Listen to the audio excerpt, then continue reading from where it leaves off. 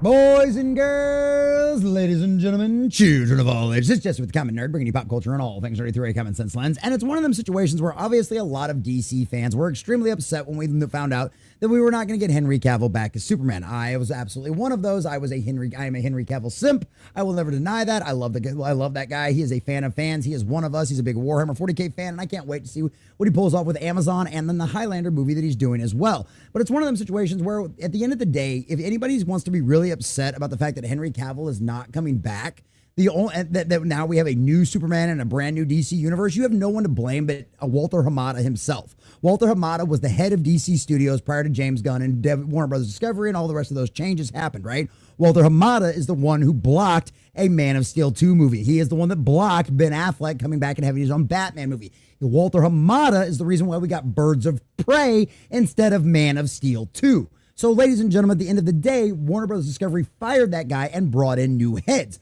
And one of the reasons why we were not able to go forward with the original DCUE that we had, of course, with Henry Cavill and everybody else, is because Warner Brothers Discovery is broke. Ladies and gentlemen, Warner Bros. Was absolutely broke. It's why they got bought out by Discovery. It's why the merger happened. It's why the DCU got a brand new, fresh reboot, because they simply could not afford to bring a lot of these actors and actresses back. They were broke. And you know what? If Black Adam would have made $600, $700, $800 million at the box office, definitely if it would have made $1 billion, then they absolutely would have gone forward with that, because to Zaslav, at the end of the day, 2 plus 2 has to equal 4, and the money has to make sense. And if Black Adam would have done $800 or $900 million globally, we would have gotten all of that stuff back, because it would have made sense for him to spend that kind of money. But unfortunately, Black Adam did indeed flop and lose money at the box office. So it only made sense that Zaslav was going to go forward with something newer and cheaper. And ladies and gentlemen, now that the Superman main leads castings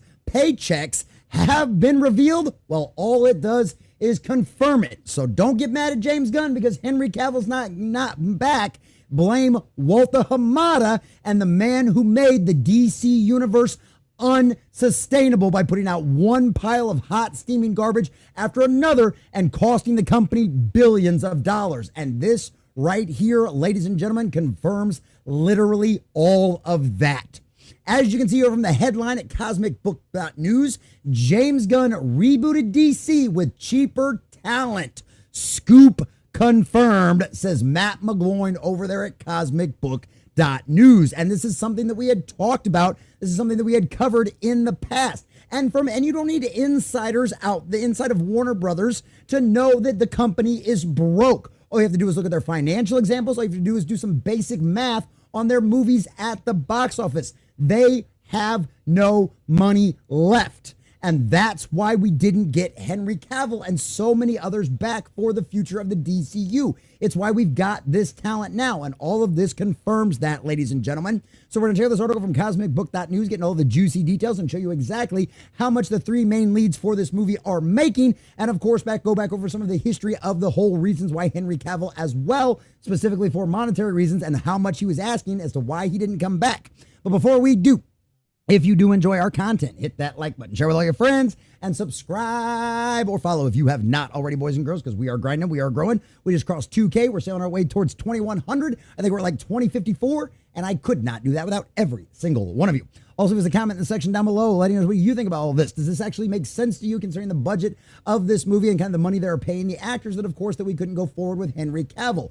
Who do you think really is the reason behind the decision to not bring him back? Who do you think was really the reason why Warner Brothers Discovery was so broke and had to end up going with this fresh face and with a much cheaper talent?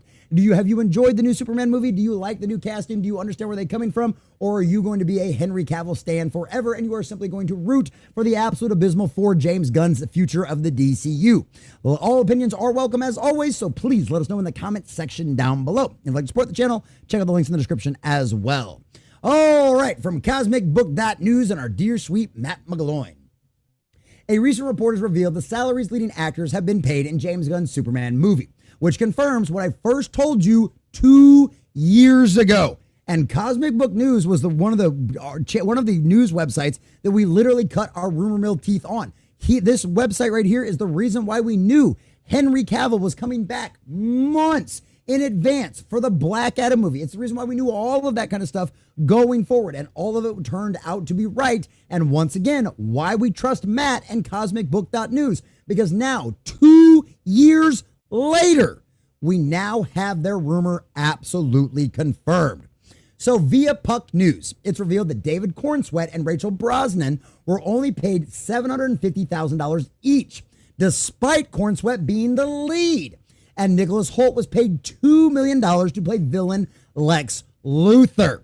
Now that's that one. Now, given a lot of people when they initially saw this report, like, what the hell is this? Why wouldn't Superman get more than the villain? Well, by definition, Nicholas Hoult is a slightly more well-known actor than Cornsweet and Brosnan, right? So it kind of makes sense with that kind of stuff. Holt's been in more big things out there. His face is a little bit more recognizable. I think he's a perfect casting for Lex. So that's kind of the where it goes. Whereas Cornsweet and Brosnan were very much mostly unknowns outside of a few very niche communities out there. The reason Hoult was paid that much is likely because he has movie experience, whereas Cornsweet and Brosnan are known for their television roles. That makes total sense to me. Obviously, that also means that the other actors in the movies were paid less. Grace Randolph's industry insider describes the pay as embarrassing. Zazzy's always looking to save a buck. Well, what did you expect him to do? He literally took over a company that was at the point of bankruptcy. They had no money left. Warner Brothers Discovery is broke. It is the most broke studio outside of maybe Paramount in all of Hollywood. And even then, there's arguments to be made it's worse off because it took Paramount longer to have to get bought out by another company than it did Warner Brothers. And guess what? The majority of that fault falls with Walter Hamada and the crappy decisions he made inside of the DCU. I cannot tell you how happy I was to make the video for Walter Hamada getting fired by David Zaslav from the DC. And Walter Hamada was so butthurt about it that he didn't even show up for the Black Adam premiere, ladies and gentlemen. That's how salty that little garbage head was after what he'd done to the DCU. And that's the reason why Henry Cavill is not back. Don't blame James Gunn. Blame Walter Hamada. He's the one that did it. Reported stories from Superman cast. We've already gone over that as well. All three are in line for box office bonuses if the film performs. So obviously that's a nice part. If the movie does well, which so far it's doing okay, we'll have to see how the legs end up panning out over the next couple of weeks. Excuse me, boys and girls. But storms are always blowing in. I live on the Gulf Coast, so there's always something blowing in and screwing with my stuff. But needless to say, at the end of the day, boys and girls, this makes sense. Their Warner Brothers Discovery is broke, and Henry Cavill, considering all of the acting chops, all of the projects he'd worked on prior to DC even offering him another role, even after Zaslav coming back in, taking over, getting rid of Hamada and everybody else. The guy's got a lot more experience in movies. He was going to ask for a much bigger check, which makes sense considering the pedigree and especially considering how much of a fan favorite he is as well. At least we got him one more time in the suit for Black Adam. I guess we'll at least be able to remember that very well. Smaller budget, smaller break-even number. Worth a mention is that when Gunn responded to claims that his Superman movie has a budget of $363 million, he basically laughed that off and said he'd wished he'd had that budget. It had been reported that the budget is $225 million. Obviously, if you don't remember where the $363 million number came from, it was for some stuff out there in Chicago. I think it was where they were filming in like Chicago, Illinois out there, where they were doing a lot of the Daily Planet and a lot of the Metropolis stuff out there. And according to some tax documents that I'm not even sure how much actual confirmation that they were real we ever got, but needless to say, it said that their budget for the movie was $363 million. Well, and considering the way Hollywood does their math, the actual budget for the movie could actually be in what it actually cost the company versus what they actually should report on tax forms could be different. Hollywood math is weird. That's why we just do the 2.5 times the box office, the reported budget thing to kind of go for a profit, because Hollywood math is weird and you really can't trust them. Variety also recently came out and said Warner Brothers only spent $100 million on marketing. Now, given at the end of the day, we'll probably never truly know the budget for this movie because we're not going to get like the filings from England's tax filings and stuff like that become public after so long. But at the end of the day, also take it with a giant grain of salt what Variety's reporting, because where do you think they got the number of the $100 million on marketing, right? Obviously, they got that from Warner Brothers Discovery, right? So take that with a giant grain of salt, too. We can also add that Gunn's decision to put himself at the forefront of the marketing campaign also contributed to saving money.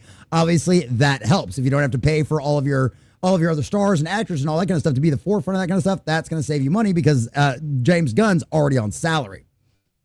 The Wall Street Journal also reported that while Warner Brothers will be happy if the Superman box office finishes in the 500 millions, which would be the break-even number of around $560 million. And that's based on the $225 million, though, $225 million kind of situation out there. But honestly, if you go by 2.5 times the budget, they really need to come closer to $650 million to actually end up coming to break-even point. But that's also only if the budget that the trades are reporting is actually accurate. But that's the best we can kind of do versus the $363 million kind of thing out there. So we'll have to wait and see how all of that stuff ends up going out. But needless to say, it does not surprise me that Warner Brothers Discovery, after everything we just talked about, right, about how broke they are, about all the massive amount, I mean, look at Joker 2.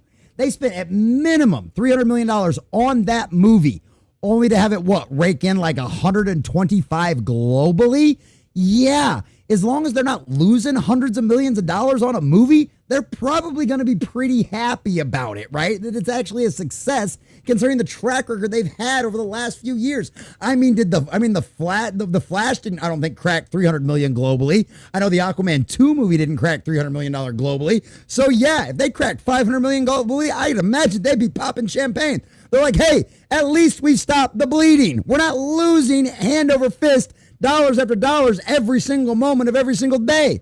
You know, so that makes sense. But at the end of the day, we will still argue that it has to make anywhere between $600 to $700 million globally in order to actually make a profit. But I can understand why, after being as broke as they are in the disastrous dumpster fires they've had, why Warner Bros. Discovery would be happy as long as it ends up in the $500 million mark. It makes sense to this humble common nerd. Now, this is from, of course, Marvel's Cosmic Book News' Insiders. So my Comic-Con insiders told me 2 years ago that Warner Bros. Discovery CEO David Zaslav made the decision to cancel the DCEU. I was told that Zaslav demanded that Gunn reboot DC with cheaper talent. Company's broke. What else did you expect? And now we have that scoop 2 years later, confirmed true based on these salaries alone. Also recall I told you Henry Cavill wanted a lot of money to return as Superman, which made sense to me.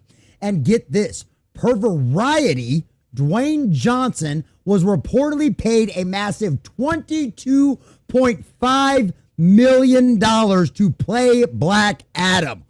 30 times more than what Hornswit's pay is. And Black Adam cost Warner Brothers Discovery money. That movie lost money, boys and girls.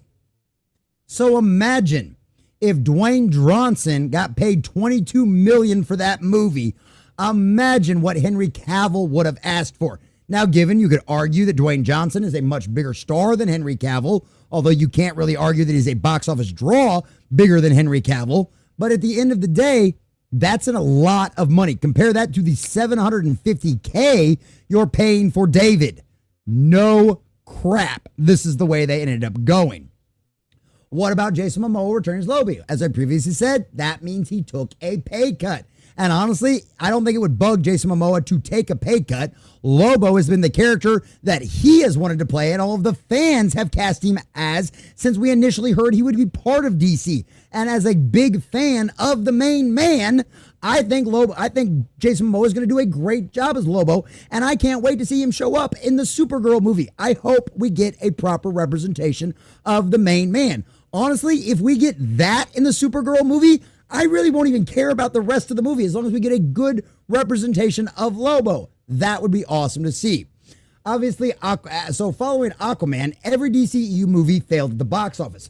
Black Adam failed, and Zaslav made the decision to go with Gunn and Peter Safran in a rebooted DCU, starring actors that were a lot cheaper than Cavill, Ben Affleck, Dwayne Johnson, Gal Gadot, and Momoa, which all makes sense because every single one of those people out there are a household name now. That's going to come. That recognition is going to come with a big old paycheck. And Warner Brothers Discovery is broke. Have I said that enough times for you? Warner Brothers Discovery is broke, and it's Walter Hamada's fault. So, yeah.